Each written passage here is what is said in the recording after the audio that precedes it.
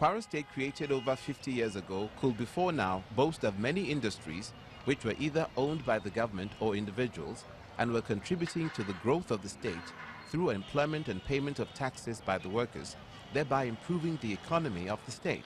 At this particular point in time, what we'll be talking about is what is the government doing at the state level, at the federal level, to develop culture of maintenance, to revive these moribund industries in such a way that they will start creating employment again, and they will not, so that the government will not be facing the problem of tackling unemployment all alone. Let these moribund industries, let's invite these industrialists. Let them come and rub minds with the government. Let them collaborate with the government.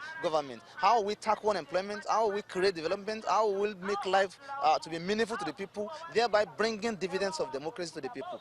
However, the last 30 years saw these industries folded up, and some of the notable ones are now overgrown with weeds and turned to latrines, while some of the government-owned industries are being turned to other uses, like the construction of postgraduate schools of the state-owned university. The private-owned industries seem to be worst hit, as the once bubbling companies are now shadows of themselves, with the equipment rusting away with virtually no activity. Nearly 35 have folded up, with no sign of resuscitation in sight, and only about 8 presently operate. This could be attributed to lack of power, high interest rate, and reliance on imported goods. What's the essence of we producing and people are not patronizing us?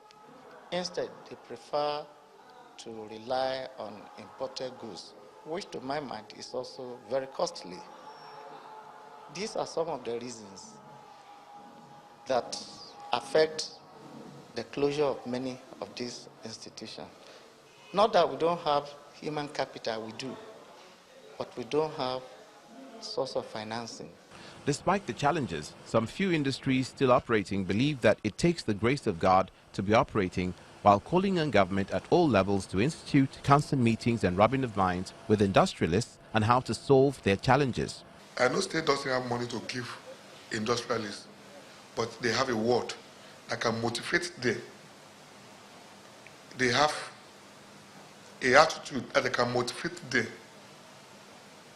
And this is only what can support their political career.